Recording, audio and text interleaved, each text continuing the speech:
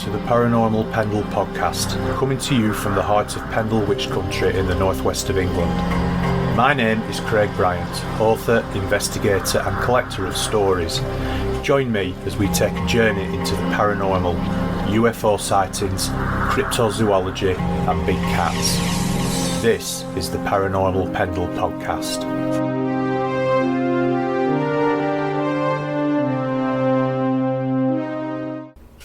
Welcome to episode 12 of Paranormal Pendle.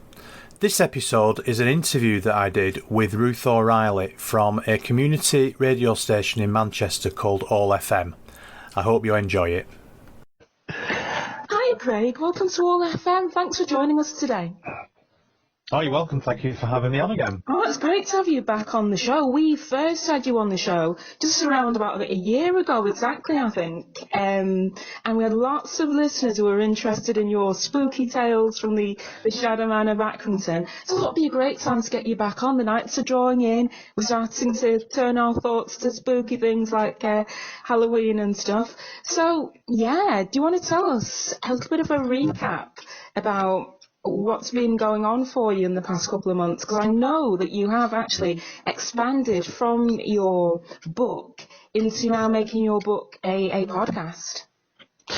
Yeah, so what I've done is I've actually started writing a second book, which I'm hoping is going to be out by Christmas. Oh, brilliant. I've basically just been spending the last sort of 12 months during lockdown, apart from working from home like most people have, actually collecting as many news stories as I possibly can. And I've also started my own podcast, which is called the Paranormal Pendle Podcast. Brilliant. So with all those P's, great alliteration. Yeah, it's the 3P podcast, as my son calls it. Brilliant. So that's quite easy to remember. So I've actually, that's one of the reasons why the book's taking longer than I expected, because I actually started speaking to some really interesting people. Yes. I've been trying to keep it as local as possible, although obviously, you know, sometimes you have to sort of spread your net a little bit wider. I've just spoken to a guy actually from Edinburgh. And I'm just in the process of editing that podcast, and hopefully that should be up and running by the weekend. Oh, so he had some great stories, body snatchers and all sorts of stuff. So yeah, it's been a very busy 12 months. The more people I speak to, the more stories I get. Yeah. And the more stories I get, the further I seem to be behind in writing the book. Oh, never mind. I think you've been very productive all the time. There is more stuff to go in the book, you see, so I can't sort of keep up with it at the minute. That's excellent. I mean, I think we should explain to the listeners that you are Lancashire born and bred, and obviously something really magical about Lancashire, because you've got all these beautifully preserved historical halls and countryside spaces, and so it really is like the past is naturally resonating back into the present. Is that why you find that there's so much paranormal activity in Lancashire? I think it's a mixture of the landscape. I think obviously, I mean, I'm very lucky. I live out in the countryside. I live very close to Pendle Hill, which oh, wow, okay. You know, we sort of mentioned on the last time we spoke, and briefly spoke about the Pendle Witches. So it's something that I've sort of grown up with all my life, and as I say, I'm very lucky, really. It's a really nice part of the country, but we do have a lot of very old buildings, a lot of old stately homes. There's a lot of folklore, a lot of legends, and just the area just seems to sort of feel very spiritual and very, it almost crackles, if you like, with paranormal activity. And it's amazing that even in the village where I live, there are any number of people who've come up to me, because I'm starting to get quite well known in the local area now. Of course, as being, with your book, a paranormal investigator, as it were, and because I've been doing podcasts with other people as well, and I still do radio interviews such as yourself and some national radio as well. So, people come up to me and they start telling me stories, and in fact, my next podcast is going to be a lady who lives in the village. She actually lives in a shop in the village, which is haunted. I had no idea that the shop was haunted. That's amazing. But, okay. Yeah, but she's also a remote viewer, which is something that I don't really know an awful lot about. Oh, I'm absolutely fascinated about remote viewing. Yeah. Yeah, so I'm gonna obviously, I'm hopefully gonna learn quite a lot from her about that. She was involved in the there was an earthquake. Now then, which one was it? Do you know what? I can't remember now. Was it the Bali earthquake? Oh right, okay, yeah. In about 2002 or 2004 or something. Yeah, something like that. Yeah. So she was involved in that, helping to find people remotely, which I think is an incredibly fascinating subject. But as I say, I don't really know a lot about it. But the point I'm trying to get to in a roundabout manner is that, the more people I speak to, the more people who know that I'm interested in these sort of things and I collect these stories, the more people sort of come up to me and talk to me and tell me things that you would never have believed sort of went on. I bet you find that's a very privileged position because, sometimes stuff about like hauntings and spooky stuff, it's still got a type of a stigma to it, doesn't it? It's like, oh, I'm not sure whether I want to reveal that. Yeah, it can do, but I think, there's so much now on TV, for instance. There's so many YouTube channels. Yes. And there's so many podcasts that, on the positive side, it's making more people aware that things like this go on. The problem that unfortunately is that there is still, I call it paranormal for profit, and basically it's the old TV program where they go into a haunted location and they turn the lights off and then they start screaming. The thing about paranormal investigating is that ghosts will not perform to order. You can go to a haunted or an alleged haunted location, and you could go there any number of times and nothing would happen, and then you may go one time where something does happen. So, although there's the public perception now of paranormal investigations and ghosts and UFOs and all that sort of stuff is different because there's so much stuff out there. They sometimes have the wrong image of what it's actually like. A lot of the times, the things that are on TV and on YouTube and everything else are just purely there for entertainment purposes. And one of the things that annoys me is when you go on to, social media, for instance, again, Facebook, Twitter. I've got a Facebook account, I've got a Twitter account, which are both linked to the writing that I do in the podcast, because you have to do it to get yourself out there. Yes, but, and we must mention your details to people later on. One of the things I was going to say is, do you find that all this cheesy, stereotypical, spooky stuff is mainly coming from the States? A lot of it was, to be honest, but I think we are catching up quite quickly. Right. I tend to, I see a lot of stuff on social media where, there are adverts for, going on a ghost hunt that I don't know, Samsbury Hall or whatever, £45 per person. I think, and it's that annoys me because, there are people who genuinely do want to get into the paranormal, but there are better ways of doing it than spending lots and lots of money going on a sort of, in inverted commas, a ghost evening, where you're highly unlikely to either see or hear anything. You're going to be locked in a room and somebody's going to turn the lights off and somebody's going to start screaming and somebody's going to say, "Did you hear that?" being thrown against a wall and all that sort of stuff. Very predictable. Very predictable. And so unfortunately, I do think that whilst it's good that there's a lot of stuff out there now and the stigma isn't what it was, I also think that there's a lot of people being taken advantage of. So, you've just got to be very careful sort of what you get involved in, who you believe. At the end of the day, I think probably one of the best places for people to start if they want to know a little bit more about the subject is probably podcasts, because the vast majority of them are free. you know, you go onto iTunes or whatever and just put a search in for paranormal or ghosts or whatever, and there will literally be hundreds. And they're free, you know. And that's they're more in depth as well, aren't they? You know, you get into... yeah. And they tend to be people that are a little bit more serious about the subject. You know, whilst you can have a little bit of fun with it, and I certainly do with my podcast. I think it gives you a more rounded, balanced view of things rather than, you know, turning up at an old house or an old abandoned hospital and people telling you, you know, we will definitely see ghosts tonight, you know, give me 50 quid and you'll see a ghost. And that's what it boils down to, you know, so that sort of thing irks me a little bit, to be honest. But I think, you know, your good publicity, you are bringing a good face to the subject. But one of the things I wanted to ask you, Craig, was were you someone that started out as a sceptic, or because you grew up in this Lancashire area, it was just kind of like ingrained into your way of being from a very early age? Oh, that place over there is a bit haunted, and it just kind of got in under your skin? Or were you someone that's kind of like sceptical? Because I know that you did have a couple of experiences, because you actually recorded a piece from your book that went into sort of the detail about that.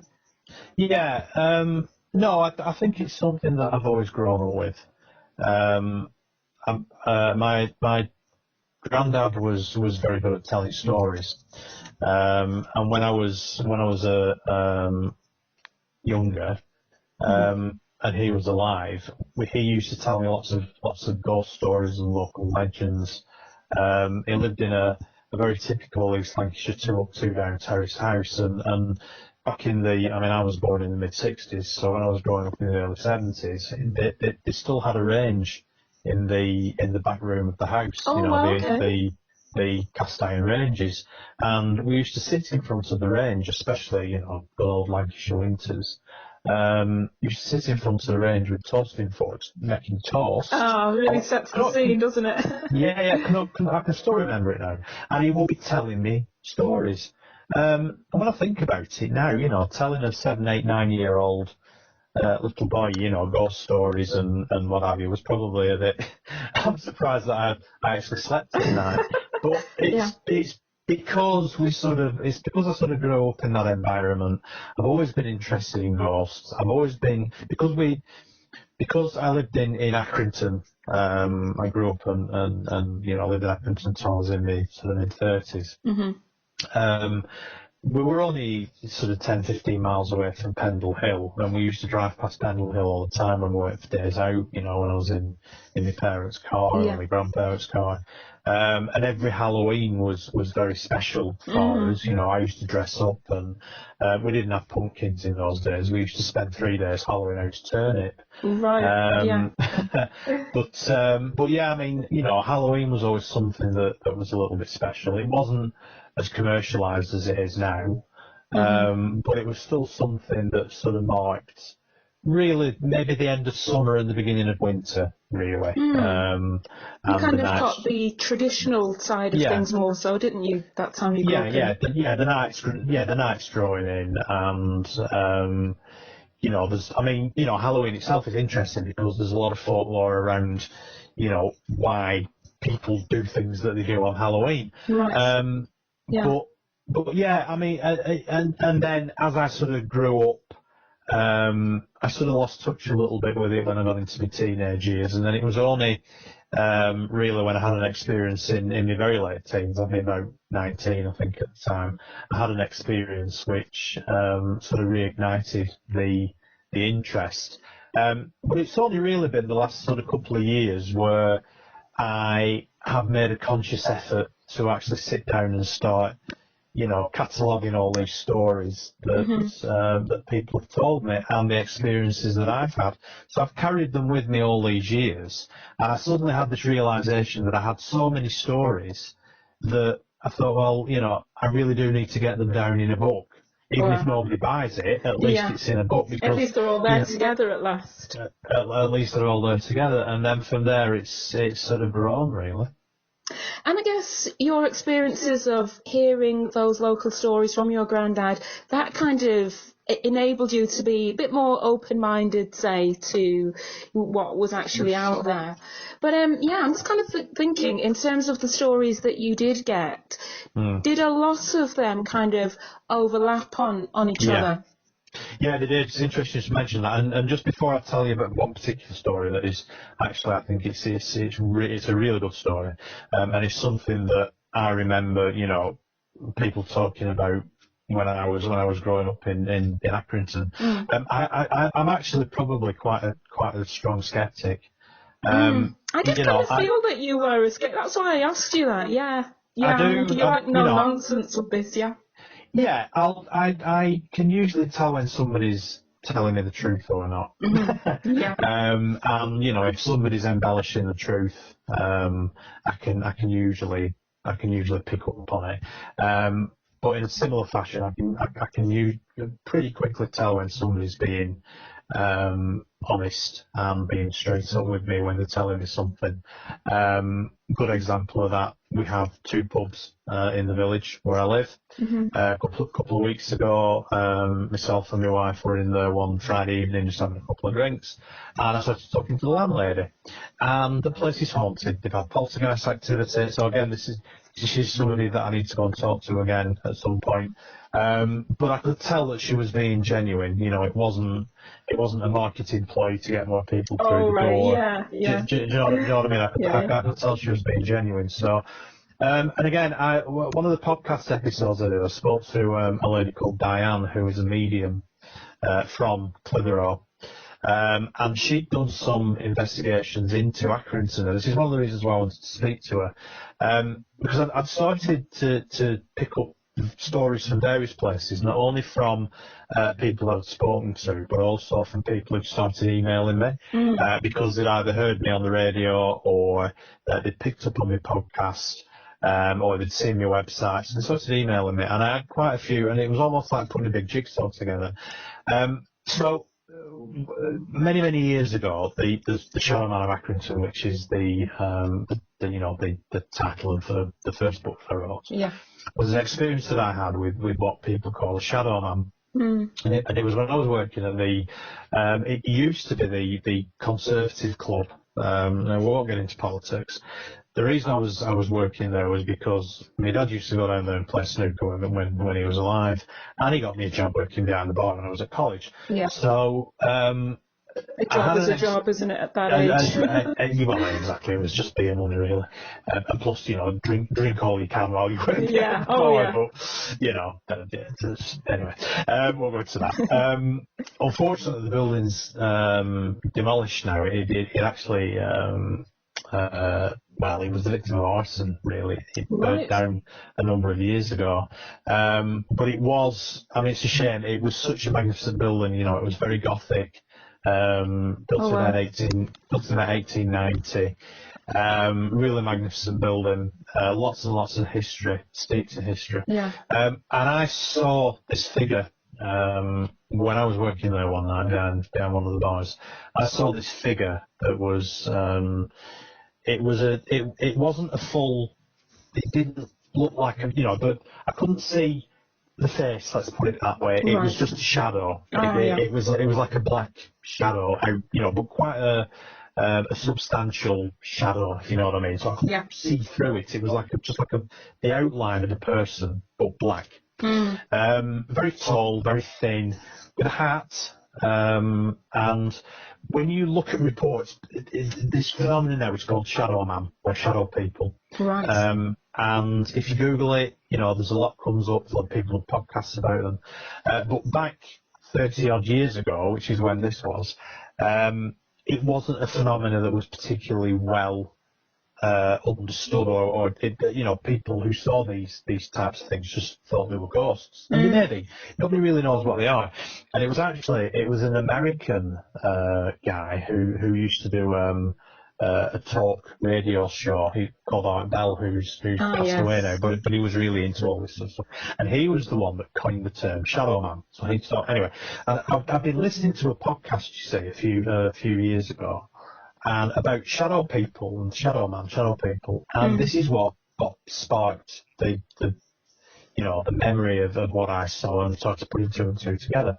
So anyway, going back to recent interviews that I've done, so I spoke to Diane, who's a medium, and she was involved in an investigation on Warner Street in Accrington. Now, Warner Street was built in about the mid-19th century, and it's basically got shops all the way up both sides.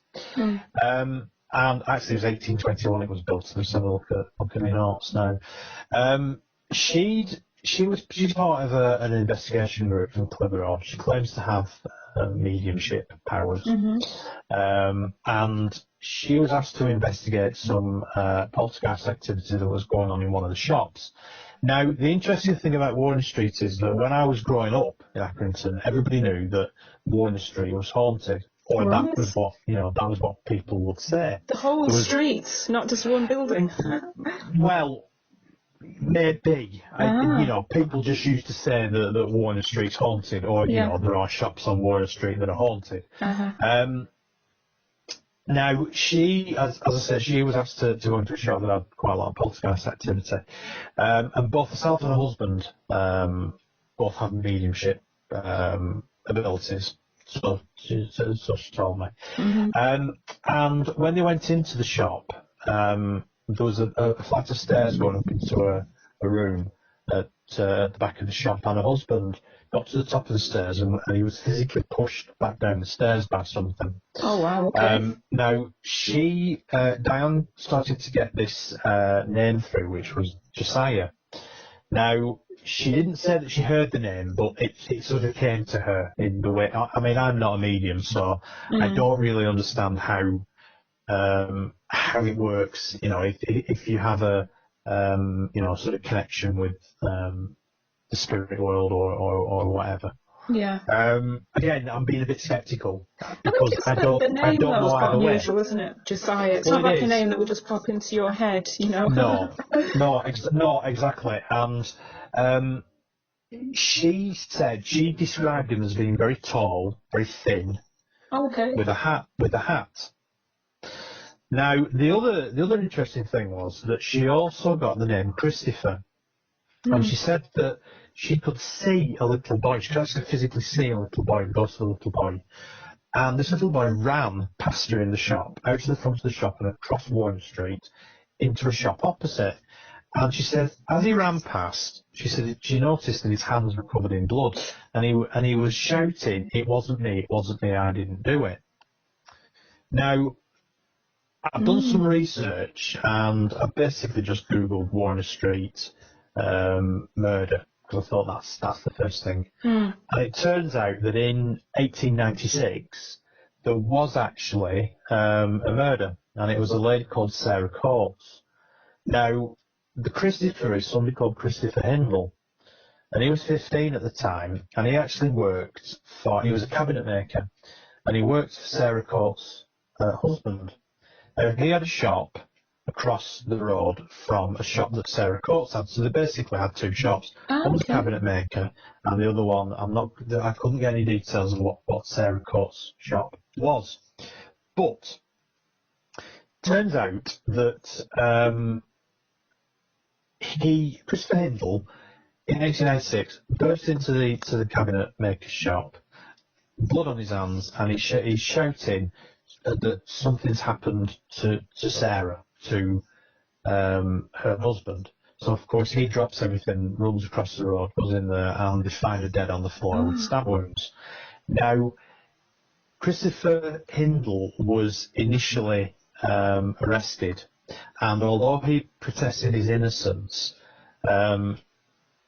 they sort of, basically convicted him of murder, or they tried him for murder.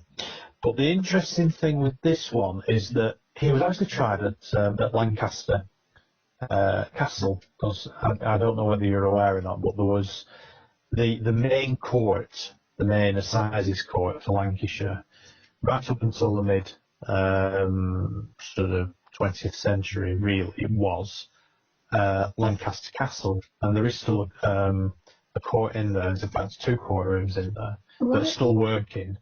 And there's all sorts of famous cases gone through there, including the Pendle witches. They were tried. And I was going to say, was it the Pendle? Because I think that's the only time I heard of it, actually, yeah. Yeah. And in fact, actually, Lancaster Castle is now open to the public again, so if anybody wants to go and have a day out in Lancaster and actually go around, have a look around the castle, it's really interesting. It's a really good guided tour. Brilliant. And they take you into the courts and everything, so yeah, it's really interesting. But anyway, he was tried at Lancaster, and during his trial, a letter was received by the judge from an anonymous person in Bolton, of all places. And he said that he'd been drinking in a pub in Bolton, and there was a man in this particular pub this one evening, a very tall man with a beard and a hat, and a suit, very well dressed. He was very tall, apparently. And you know, the author of the letter made a point that he was very tall. He was drunk, really drunk, and he was saying, "I did it. I murdered Sarah Coates." Wow. Okay. So, but the next morning, they found his body on the railway line, dead. That's amazing. Okay, so the murderer actually got killed as well.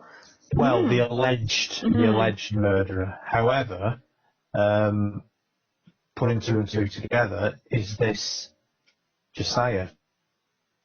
I see. So it's kind of like coming full circle, yeah. It is. Now, the other thing is that Warner Street and Cannon Street, which is where the Accrington Conservative Club was, is probably less than half a mile. In fact, it's probably about 300-400 yards. I was going to say, how far were they? Because, starting to make sense now. Now, when I asked Diane if she'd spoken to other people in the area who'd seen similar, seen a similar tall, dark figure, she said that she had. She'd had 2 or 3 other people who said that they'd seen him in the area. So it would seem that Josiah, if indeed he was the murderer, was sort of moving around the area of Warner Street, St James's Church is quite close by, and Cannon Street, and I now wonder whether it was him that I saw in the Conservative Club that time, because the descriptions are very similar. The good news about Christopher Hindle was that he wasn't, although he was convicted. At that time there was the death sentence even for under 18s, but the death sentence was commuted, and he ended up just being put into prison. Okay, but he lived. But he lived, yeah, and he didn't spend all of his life. He was released. So.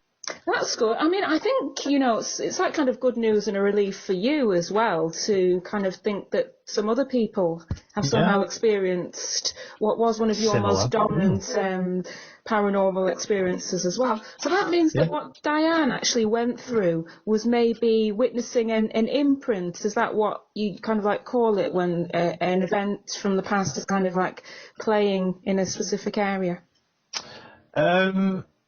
That would seem to be, it is something that I believe is called storm tape theory. Right. So it's almost as if there's a recording which is attached to a certain place.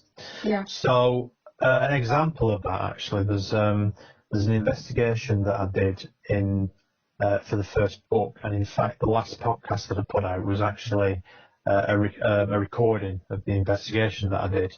Because I took a dictaphone around with me basically, and the guy that I was speaking to, who took me around the school, it's just basically a recording of us, walking around the school and him telling me things that happened. There's no. Sounds great.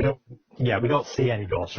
We do feel things. It's quite interesting actually. There was 2 or 3 spots in the school that we did definitely feel different to other parts of the school. And you both felt that at the same time, more or less? Well, I did, and Sarah, my wife, was with me as well when we were going around, and she picked up on 2 or 3 things as well that were quite strange. She felt certain areas of the building were felt strange compared to others. But one of the things that happens at school is that there's the recurring image of a woman who's actually seen going through the canteen area. And it's actually where the school's built. I had a look at some of the older maps going back to the early 1900s, some of the street maps, because the school's built on a church, or where a church used to be, and a graveyard. Okay, brilliant. In fact, it was there was quite a sort of local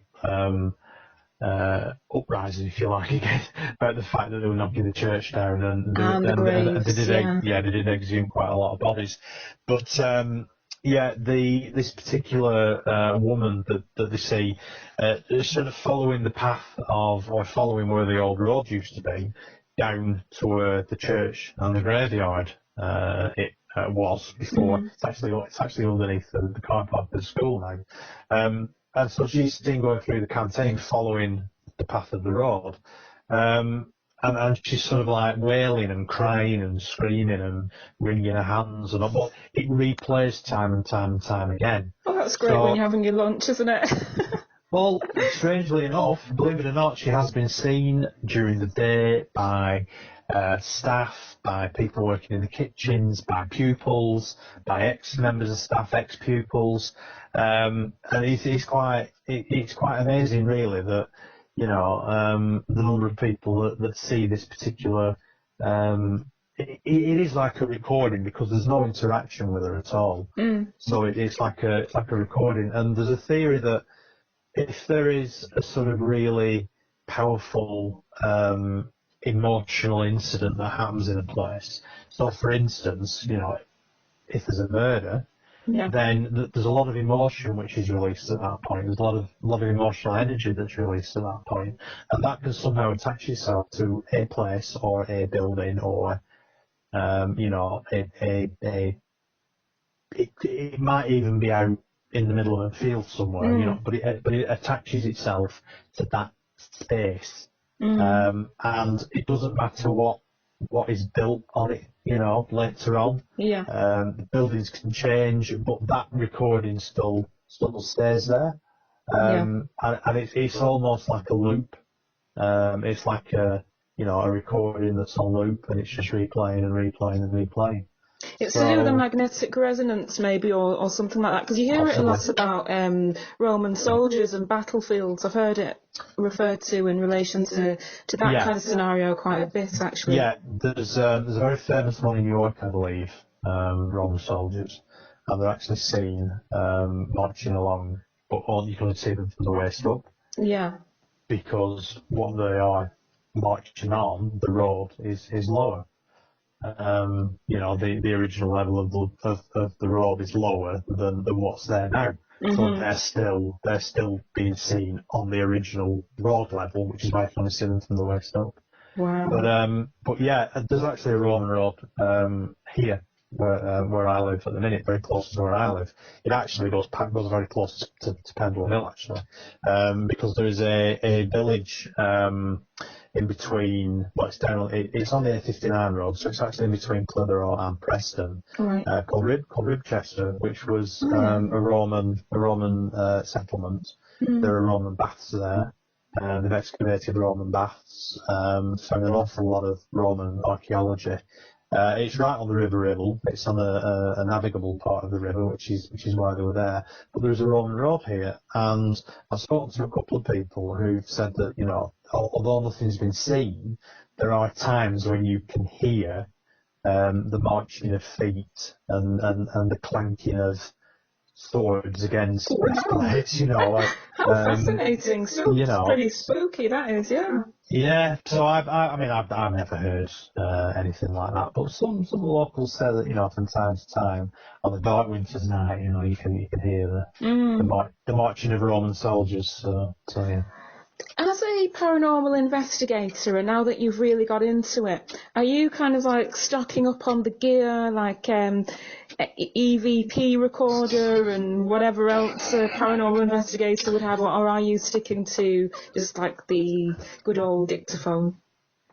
No, I just stick to my own senses, to be quite honest with you. I don't pretend to understand things like EVP monitors or, all this fancy equipment that you see on, YouTube channels or American Ghost Hunter channels. Of course. I think a lot of them are gizmos. I think a lot of them either are. I don't think they have any scientific benefits. Let's put it that way. And I tend to find that, if I can see it, if I can hear it, sometimes you smell things, sometimes you just feel things different. That usually is good enough for me. And if somebody later tells me that something goes on in a particular place, and I've been in there and I've felt something, then, to me that is good enough for me. I don't need, all these fancy electronic pieces of equipment, because as I say, I don't think, I don't know enough about them, but I also don't believe that they serve much of a scientific purpose, to be honest with you. To keep things real and natural is better, isn't it? Yeah. It's not like Ghostbusters. A mobile phone really, or a dictaphone, something like that. Can do a lot these days. Yeah, exactly. Yeah. Have you ever captured any imagery, as in orbs or funny shapes or anything like that? No, I haven't. I've not done an awful lot of investigations. I'm always open to do investigations. If somebody wants me to go somewhere and see what I think, see what I feel, see what I can pick up, I will do. But I'd rather not be told about the place before I go in there. Yes, yeah. So 99.9 times out of 100, you go somewhere that is allegedly haunted, and nothing happens. And if you do happen to see something, then you are very lucky. And if you happen to have your phone out and have your camera switched on, and you happen to capture it, then you are extremely lucky. And in fact, if you look historically, even again, they keep harking back to these TV programs and YouTube channels, but they very rarely capture anything. I know. And in fact, there are maybe half a dozen photos, historical photos. There's a very famous one of a figure on a staircase, and they've been looked at, they've been examined, they've been forensically examined, and some of them can be explained away, and some of them can't, but very few of them can't.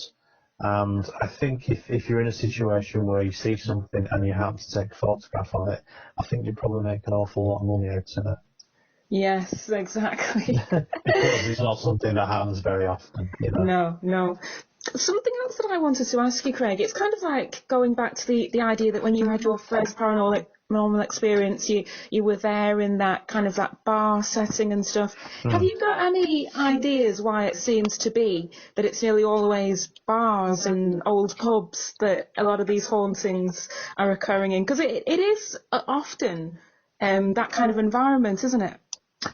It is, although not always. For instance, the school I mentioned was built about 15 years ago now. Right. So it's not actually the school, it's not the building itself, it's what was there before. Yes. So it's whatever's imprinted on that space rather than that place, if you know what I mean. But yeah, if you've got a stately home, like for instance, I'll mention Samlesbury Hall, which is in between Blackburn and Preston, very famous white lady. Probably one of the most famous and probably one of the most haunted old halls in the whole of the country, really. That was built 1300s, maybe even less than that, 1200s perhaps. Wow. So you've got a lot of history that's passed through those sort of places, and there's been a lot of turmoil that's passed through those places. You go through, the Tudor times, for instance. Depending on which king or queen was on the throne, depending on whether you were safe to be a Protestant or a Catholic. Right. And you know, many people unfortunately lost their lives because of the particular religious views. And it tended to be, you know, the landowning gentry, you know, the people that had the money, had the big houses, were the ones that tended to make history, if you like. So, for instance, you know, like Salisbury Hall, for instance, or Townley Hall in Burnley, which is another one. There's priest halls, you know, so Catholic priests would hide, they would often be found, they would be tried and executed. So a lot of the energy, again, going back to this emotional energy, a lot of this emotional energy is linked to these places. And so, yeah, you're right, you know, older buildings do often have a history which, you know, can lead to paranormal activity. Sometimes stories can be sort of local legends that have grown up over the years. Some of them have got definite, you know, truth in them. I mean, I know people who've seen the White Lady of Salisbury Hall. You know, she's often seen crossing the road, the A59 road, which is it was quite a busy road before they built the motorway, but it was the main sort of A road between East Lancashire and Preston, and it goes right past Salisbury Hall. And she's often been seen actually floating across the road. People pick her up in headlights. I know somebody who thought he was driving along and she suddenly appeared in front of his car. He slammed his brakes on. He thought he'd knocked a woman over. He stopped the car, got out, ran to the back of the car to see if there was anybody there, and there wasn't. And that story has been repeated time and time again. Gosh. What actually happened to that white dressed lady? Does anyone know what's actually caused her to be floating around like this? Yeah, it's a love story. She fell in love with, she was a Protestant from the, now that I'm going back in the history now, the Southworth family used to own Salisbury Hall. Right. And we're going back to about 1300 now. And she was they were a Protestant family, and she allegedly fell in love with one of the sons from Horton Tower, which is near Bolton and Blackburn, and he was a Catholic.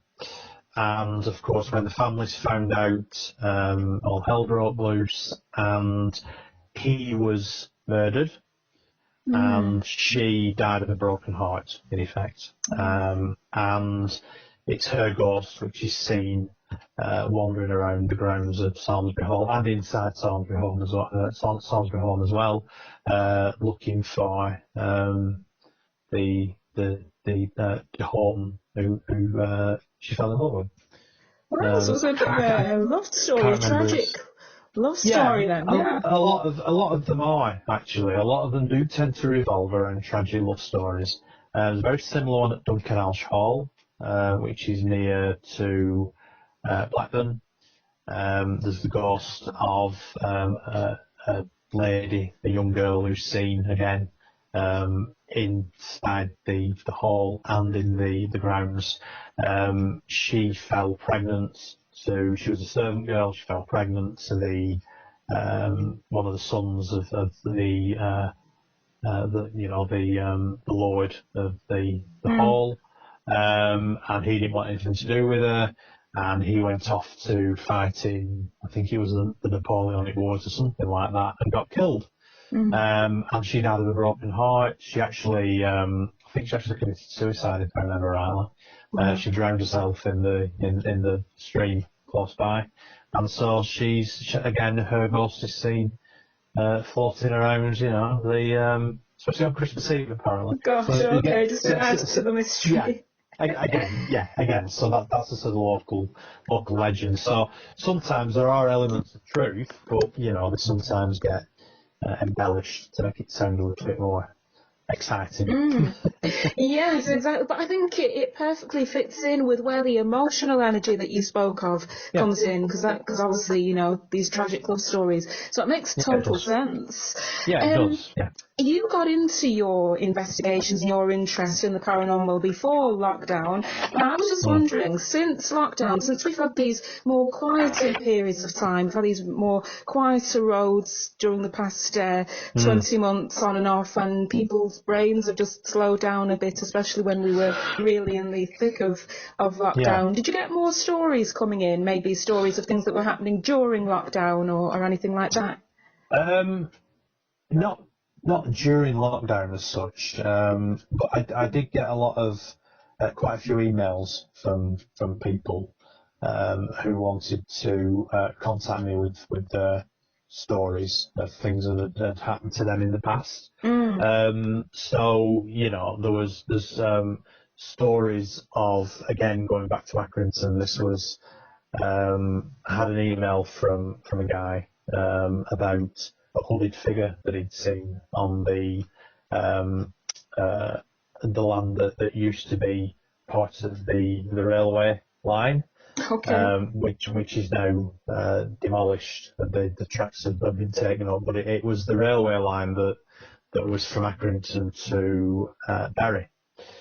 Obviously north side of Manchester. Now in the 60s it was decommissioned and the line was taken up, but he said that he walked part of the length of where the railway line used to be to work every morning, and he'd seen a hooded figure, and when I asked him whether he thought it could be a monk's cowl that the figure was wearing, he said that yes, he thought it was. That's what it looked like. Now, in this particular area, not too far away, is the police station and the magistrates' court in Accrington, which have now both been closed down. But there's a lot of paranormal activity goes on there, allegedly. And there was a group actually that was doing tours. So again, we're getting into the realms as well.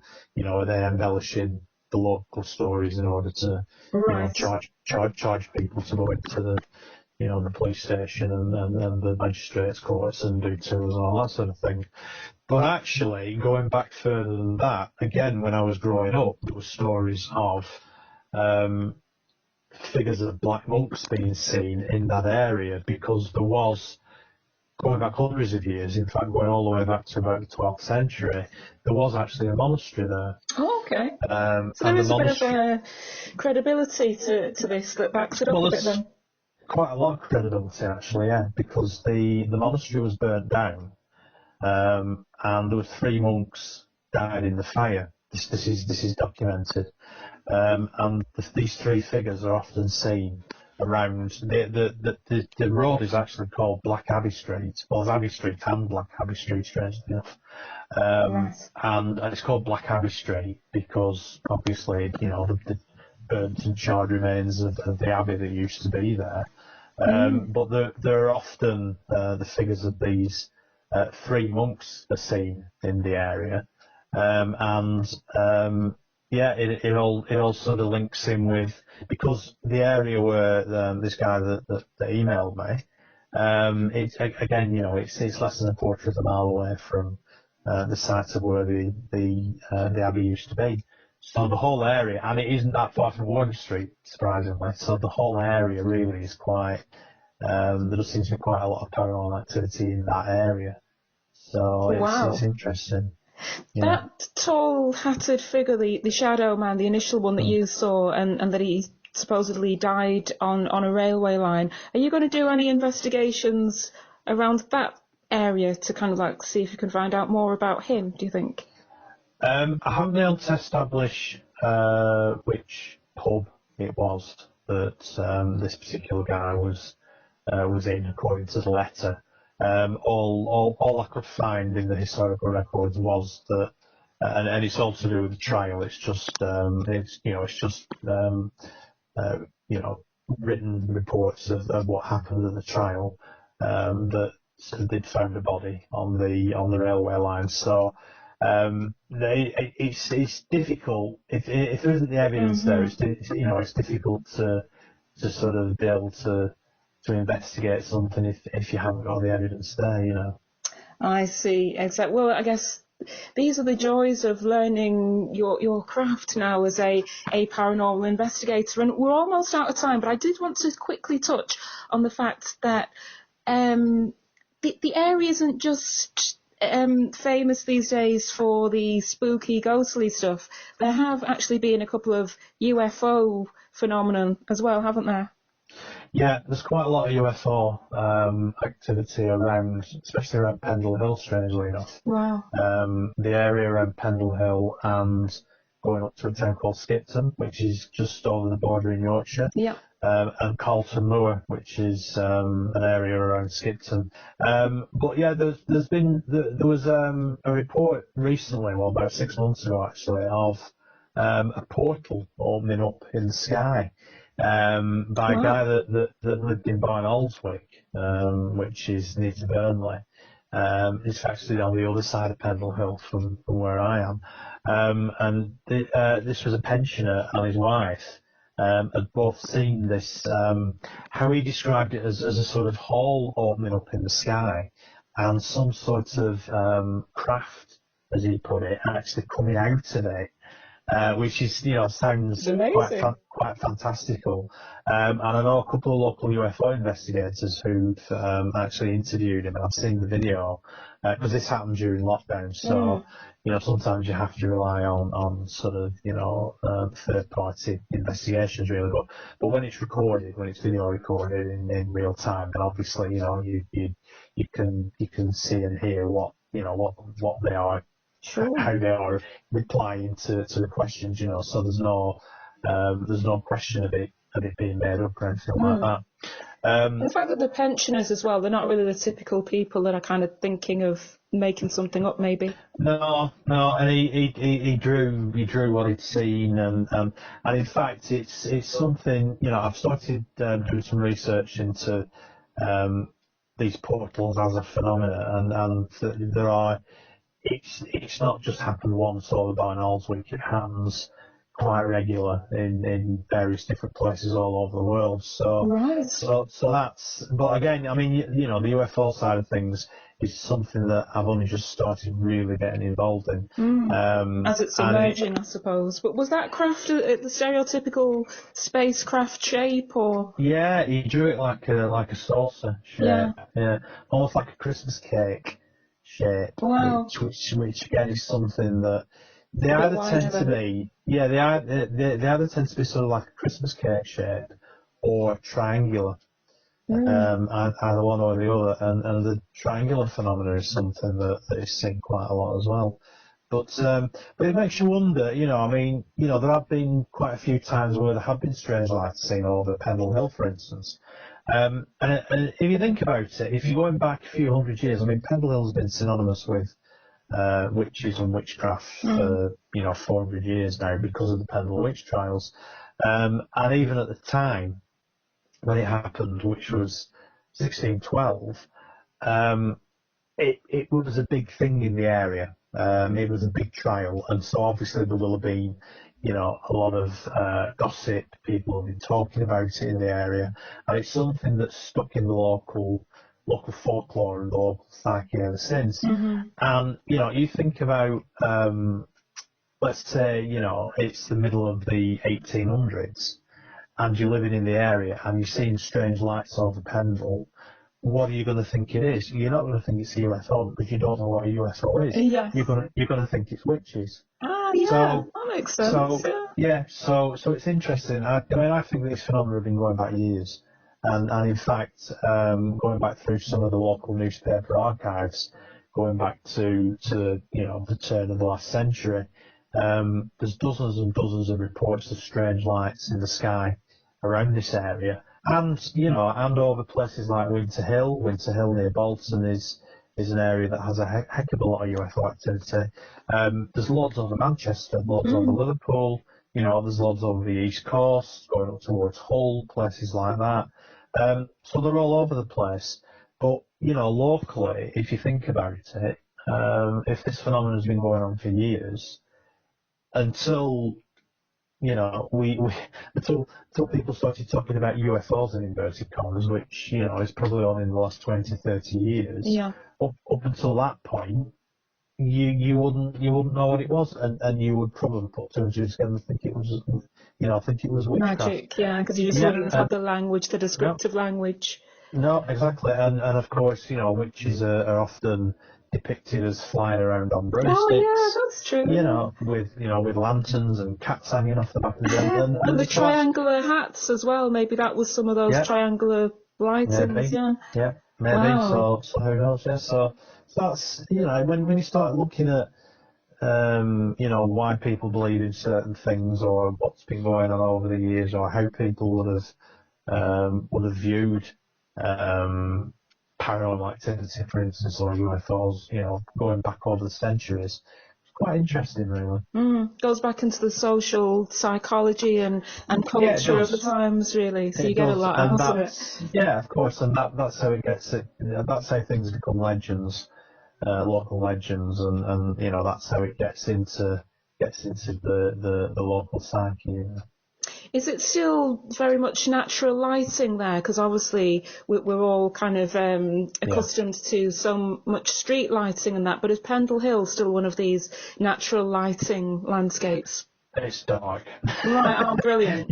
You wouldn't want to go for a walk up to the top of it in the middle of winter when it's dark. It's kept its ambiance then, and they've not really touched it that much with lights and stuff. Yeah. No, there is. There are a few sort of farms dotted around, and there is a road which goes over the not the really sort of steep part of it, but the sort of more, because it's straight shape as Pendle Hill, really. It's sort of very steep on one side, and then it gradually sort of levels off on the other side, and the bit where it levels off, there is a road which goes over there.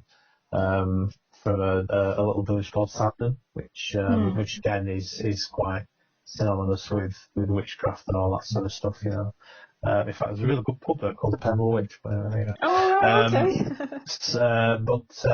But yeah, it's because it's out in the middle of nowhere, basically. It's all it's very high up. It's Pendle Hill anyway. It's almost 2,000 feet above sea level. Wow, okay. I didn't realise it was that high. Oh, that's amazing. Yeah. So there's no natural. It's all natural light up there. So yeah. So now, Craig, we're coming to the end. But your podcast, you have done about 11 interviews now, haven't you, with amazing guests, local tour guides, and all sorts. Do you want to tell our listeners how do they get your podcast? How can they listen? Yeah, well, it's available on all good podcast outlets, so iTunes, Google Podcasts. Basically, if you just Google Paranormal Pendle podcast, and it'll take you to. It's hosted on Anchor, which is a podcast hosting platform, so you can listen to it on that. If you use iTunes, or if you use Castbox or Deezer or anything like that, it's on all those as well, and it's completely free. So. Oh, brilliant. And if anyone wants to get your book or tell you some more stories to add for your next book, how do they get in touch with you? That's my website, which is craigbryant.co.uk. You can look me up on Facebook, so you just look up Shadow Man of Accrington. I'm on Facebook. Yeah. And if you can also look me up on Twitter as well, and it's the same as Shadow Man of Accrington on Twitter. And that's dead easy to remember, isn't it? That's dead easy to remember. Probably the best way to contact me really is through the website. There's an email icon that you can just click and just fill an email in, and it'll come straight through to me, and I will reply to everybody that emails me. Oh, brilliant. It's been great to catch up with you again, Craig. It's been just as interesting as the first time, if not more.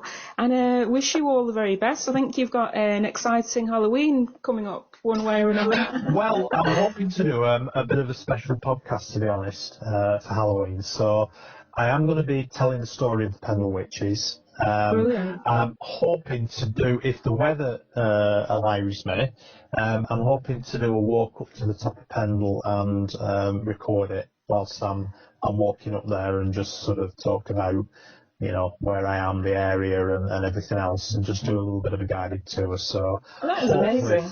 If the weather behaves itself. Yeah, and if it doesn't behave itself, it's probably going to be even better for you. So was that a trek that you often partake in then, or not? I've done it a couple of times. There is a public footpath which goes up the very steep side of Pendle. Makes it a little bit easier.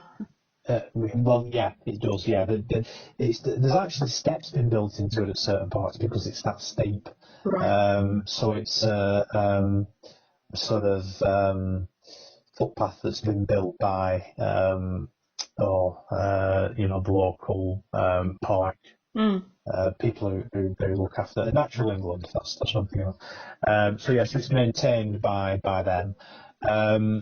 Again, if you just go on Google and just Google walks around Pendle, there's plenty of easier walks. I mean, it is quite strenuous because it is very steep. But there's plenty of other walks around the area. There's plenty of little villages. There's lots of circular public footpaths that you can go on, and they all seem to sort of start and finish at the pub in a village called Barley, which is very close to Pendle. So that's useful. That's handy because you'd be just dying for a bit of a drink after all that. Yes, it's amazing, isn't it? That it sort of starts and finishes at a pub. You know, who'd guessed it? But yeah, if you like walking, and you're up to a bit of a strenuous walk, because like I say, it isn't the easiest walk. But on a clear day, if you can make it to the top, you will be rewarded with views that you will not see anywhere else. It is just utterly spectacular, and the whole area has just got so much vibe to it and feeling to it, and you can almost feel yourself back in the 17th century surrounded by witches. And I think that's kind of your own instincts and feelings on a place. That is always the best judge of what's going on. Yeah, it's definitely got a lot of atmosphere to it. So yeah, visit if you can, because it's lovely. Brilliant. I will keep our listeners informed on that. You said that you're doing like a little bit of a tour guide. So if people wanted to pop along there at the time, is that going to be something that's okay to do? You can come along and walk up the side of the hill if you want. I mean, I don't do guided tours. That may be something that I'll be doing sometime in the future. But actually, one of the guests that I interviewed is a guy called Simon Entwistle, and he's a local tour guide. Is he Top Hat? Is it Top Hat? Top Hat Productions. Yeah. He's based in Clitheroe. He does ghost tours, ghost walks around Clitheroe.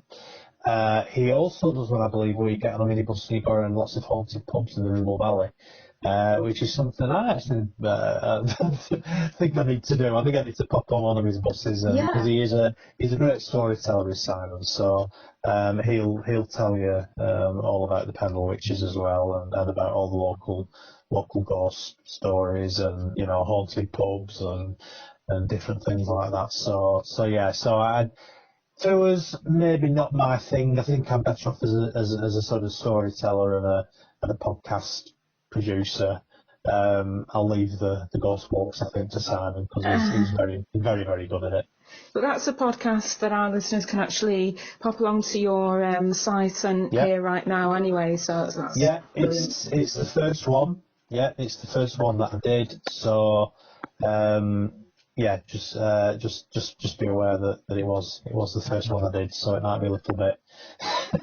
I've heard some of your podcasts, and I think you're absolutely a natural at podcasting, and I'm glad that you've decided to expand your book into a podcast, because What I will say is if anybody does have any stories they want to tell me and they would like to be interviewed. Then I will do podcast interviews by Zoom, sure. And if they want to be a guest on the podcast, then I'm really keen to hear from them. Brilliant. We'll pass that on. So it's been pleasure to speak to you today, Craig Bryant. Wish you all the very best. Thank you. Yeah, let us know when your book is finally available as well, your second book, sorry. I will. I really do need to sit down and write it. Thank you for having me on. It's been a pleasure. No problem. Okay, take care of yourself. Bye for now. Thank you, and you. Bye-bye. Okay, bye-bye. Thanks to Ruth for organising that interview. I really enjoyed speaking to her, and I hope that you enjoyed listening to the topics that we talked about.